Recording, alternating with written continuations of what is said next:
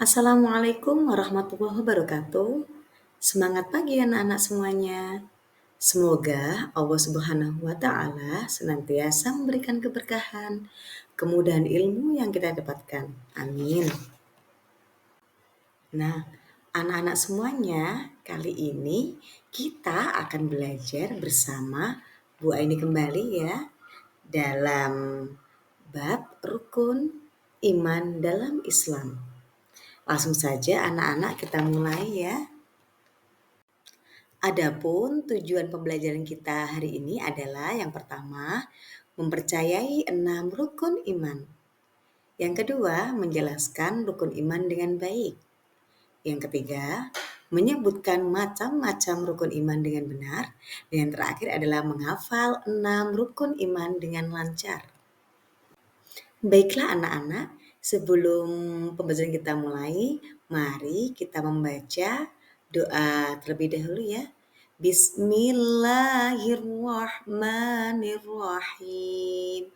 Rabbi zidni ilma warzuqni fahma waj'alni minas sholihin. Amin. Nah, anak-anak, sebelum Bu Eni mulai pembelajaran pada pagi hari ini, coba perhatikan gambar berikut ini. Nah, anak-anak, di sini ada Ahmad dan teman-temannya sedang melihat hewan. Nah, hewan ini pastilah ada yang menciptakan. Jadi, kalian harus percaya bahwa makhluk hidup termasuk hewan, manusia, tumbuhan, itu semua ada yang menciptakan. Siapa yang menciptakan? Allah Subhanahu wa taala. Nah, pengertian dari percaya itulah yang dinamakan dengan iman. Baiklah anak-anak, sebelum kita ke rukun iman, kita harus lebih dahulu mengetahui apa itu iman.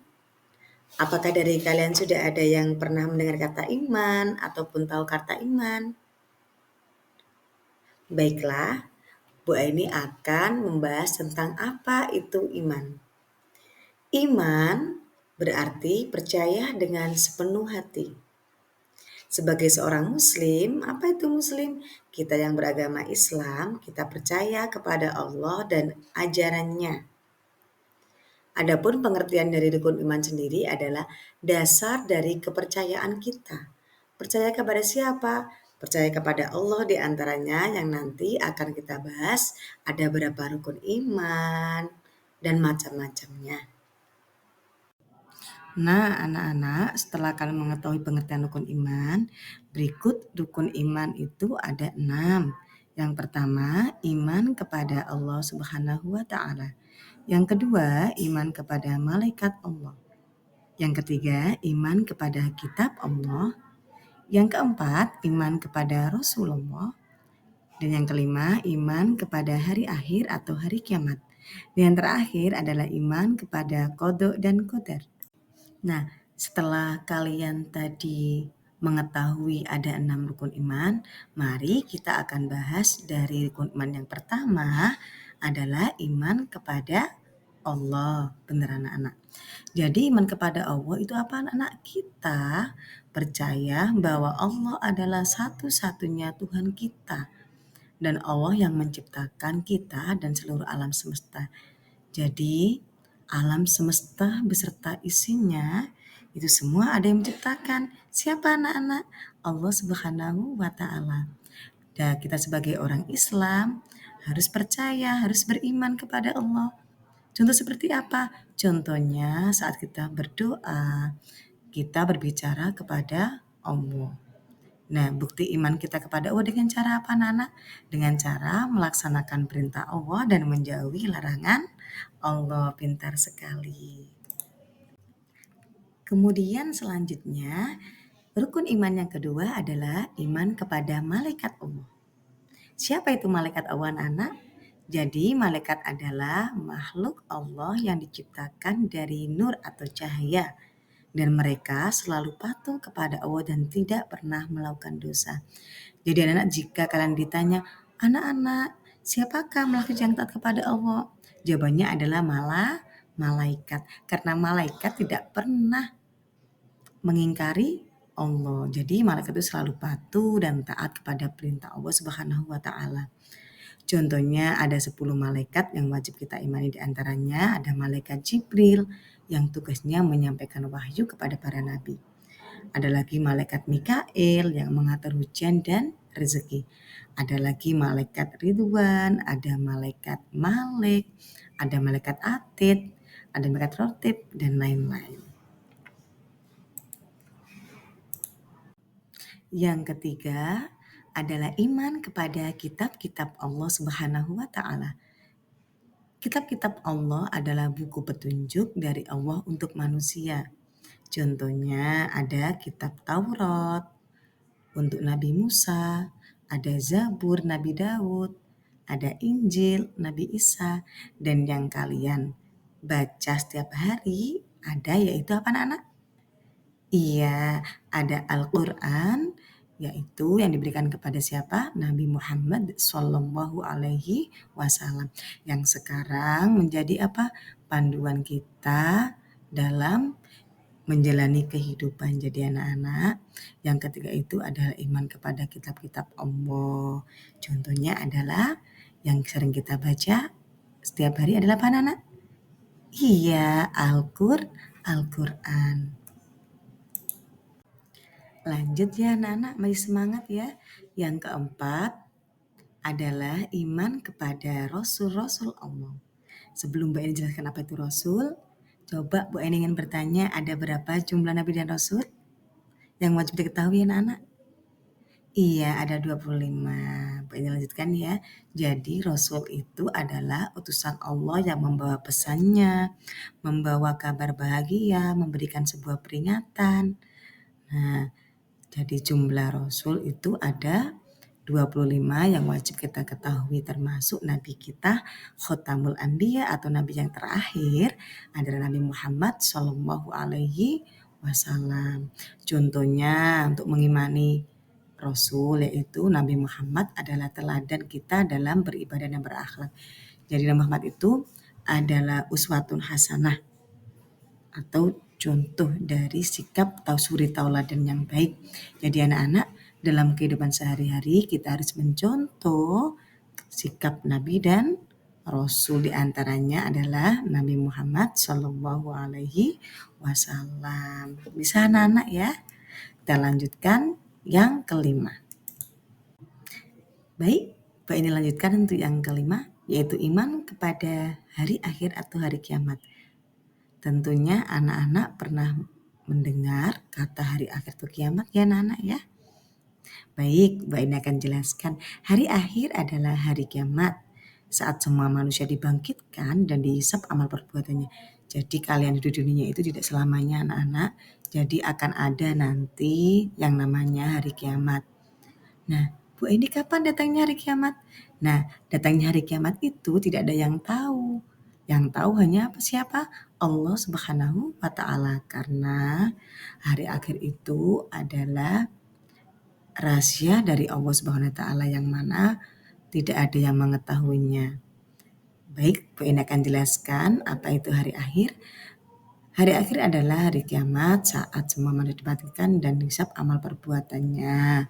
Kita percaya bahwa akan ada kehidupan setelah mati.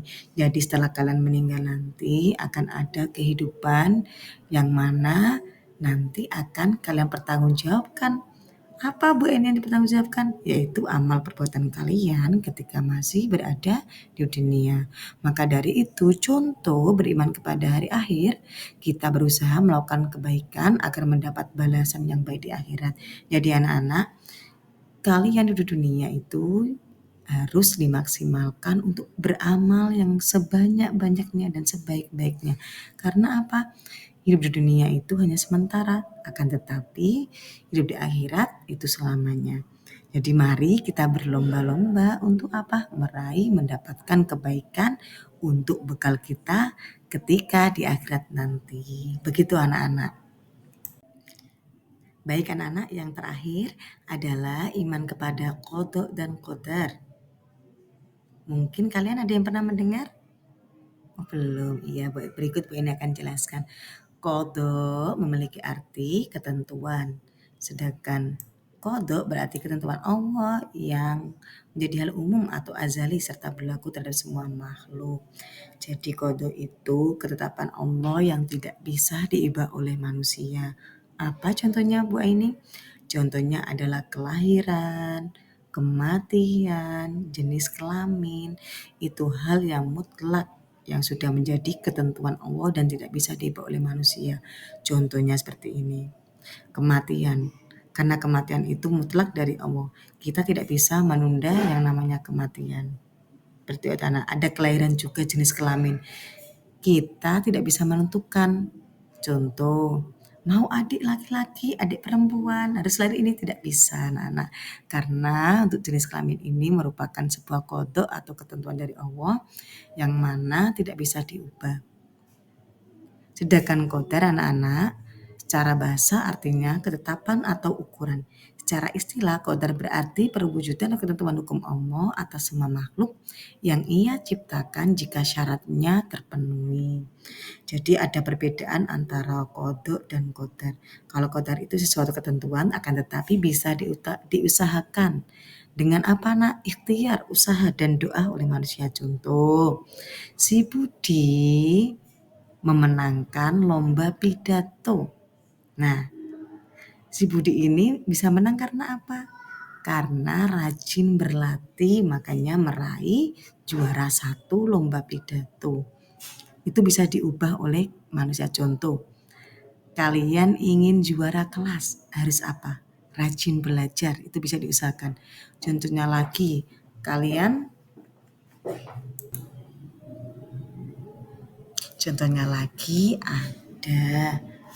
kalian juara lagi lomba hafiz Quran. Nah, itu juara itu bisa diusahakan oleh kalian. Ini adalah contoh dari qadar di ketentuan Allah yang bisa diusahakan dengan ikhtiar dan doa oleh manusia dan tentunya atas ridho siapa? Allah Subhanahu wa taala. Itu anak-anak perbedaan qada dan qadar. Jadi bisa membedakan ya antara mana yang qada dan yang qadar. Nah, anak-anak, setelah kalian belajar tentang pengertian rukun iman, ada belajar tadi 6 rukun iman, sekarang Bu Eni akan bacakan kesimpulan pada pembelajaran hari ini. Jadi rukun iman adalah 6 hal yang penting yang harus kita yakini tadi anak-anak ya. Ada 1 iman kepada Allah, yang kedua iman kepada malaikat, yang ketiga iman kepada kitab Allah, yang keempat iman kepada Rasul, betul. Yang kelima iman kepada hari kiamat. Yang keenam iman kepada qada dan qadar. Yang keenam. Kemudian memahami dan mengamalkan rukun iman akan membuat kita menjadi anak yang lebih baik. Jadi tadi Bu Ani sudah mencontohkan cara mengamalkan. Jadi harus kalian lakukan dan kalian terapkan, amalkan dalam kehidupan sehari-hari. Begitu anak-anak. Bisa ya anak-anak ya? Oke anak-anak, alhamdulillah telah sampailah pembelajaran kita pada pagi hari ini. Namun sebelum Bu Ain akhiri, mari kita nyanyi bersama ya. Ada yang pernah tahu lagu Sayang Semua? Yang satu-satu aku sayang ibu. Bisa ya? Nah, kita akan rubah nadanya dengan lirik berikut ini. Siap anak-anak? Satu-satu aku cinta Allah, dua-dua cinta Rasulullah, tiga-tiga cinta ibu bapak, satu dua tiga jalan masuk surga. Alhamdulillahirrahmanirrahim. Telah selesai pembelajaran kita pada pagi hari ini. Semoga yang Bu ini sampaikan bermanfaat bagi kalian semua. Amin. Sekian dari Ibu. Terima kasih. Wassalamualaikum warahmatullahi wabarakatuh.